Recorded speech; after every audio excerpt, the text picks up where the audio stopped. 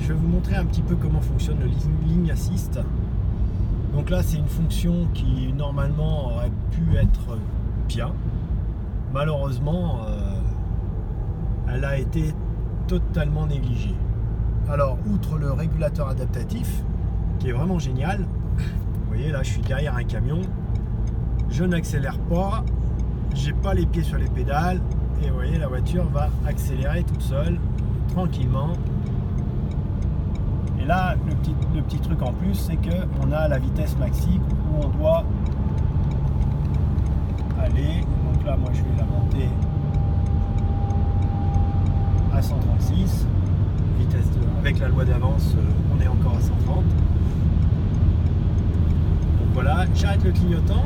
Alors, le Ligne Assist va se mettre en route. Donc, on voit les deux petites barres et les flèches. Donc là, normalement, là, il voit que alors, le volant doit tourner. Donc, et c'est ce qu'il fait. Il tourne. Voilà, je ne le lâche plus. Mais voilà, c'est le problème, c'est que des fois, il perd les pédales. Et il part quand même. Ça, c'est pénible.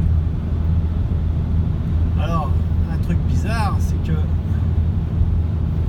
voilà, là, vous voyez, il affiche en rouge. Il rattrape tout de même la ligne. Donc ça se passe bien. Bon, il a repris. Par contre, de l'autre côté, pareil, il voit ça rattrape aussi. Mais alors, par contre, le comportement de la voiture, c'est un peu brusque, c'est brutal, je trouve. Je suis en mode sensible. J'ai mis la meilleure sensibilité pour éviter qu'elle se plante. Et vous voyez, voilà, c'est pénible. On fait des allers-retours et puis surtout, alors, il y a des fois, quand on est sur deux pointillés de chaque côté, ça marche très bien. C'est ce que j'ai pu remarquer. Par contre, dès qu'on a une ligne continue, alors là, c'est la catastrophe. C'est-à-dire que la voiture, elle va même carrément couper la bande. Ça, c'est un peu dommage. Donc du coup, c'est une fonction qui fatigue un petit peu à la longue. Alors regardez, là, je vais la remettre. Voilà, elle a acquis. Normalement, elle devrait repartir. C'est ce qu'elle fait. Mais alors, on coupe vraiment, on coupe presque la ligne, quoi. Hein.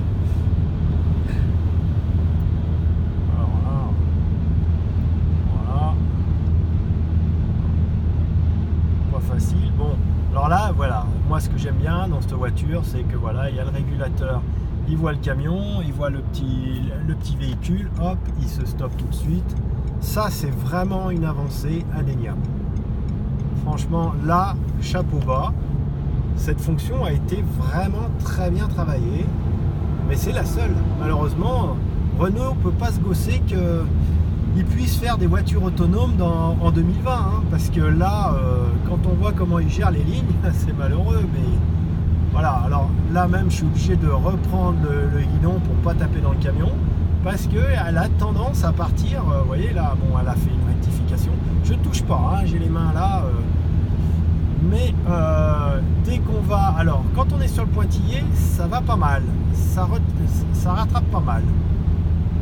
Par contre, dès qu'on va taper du côté de la ligne blanche, alors, je le fais pas trop, parce que là je suis près du bord, mais elle va afficher en rouge. Alors là, elle a corrigé, c'est très bien, mais il y a des fois, elle corrige pas du tout. C'est-à-dire qu'elle l'affiche, mais elle met pas le coup de volant. Donc c'est dommage.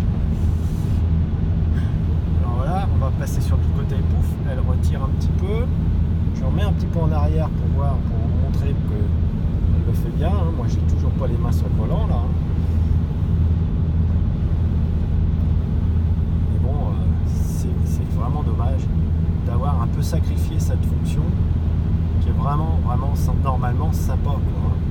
Voilà, alors là le camion, ben, on lui rase les miches là, hein. Donc c'est quand même un peu dommage. Voilà, alors là, et puis alors bon, un mauvais asservissement, parce que vous voyez, elle a toujours tendance à taper dans la ligne au lieu d'aller suivre la courbe. Donc au lieu de faire un asservissement de position sur sa ligne de courbe, et ben voilà, elle frotte en permanence les bords. C'est un peu dommage. Alors que s'il recentrait la voiture, ça ferait pas ces allers-retours qui sont vraiment pénibles à la longue. Donc qu'est-ce qu'on fait? On l'utilise 20 km, 50 km, et au bout de 50 km, ben on arrête. Puis je me suis aperçu aussi que en fonction de la température, c'était pas toujours les mêmes, la même chose. Le matin sur une autoroute, on peut rester pendant 30-40 km sans toucher le volant. Et puis là, je la bouge sans arrêt. Je suis toujours obligé de reprendre le volant parce qu'elle fait des bêtises. Voilà, donc Monsieur Ghosn, au lieu de vous gosser, il faudrait corriger vos voitures. Allez, merci, à bientôt.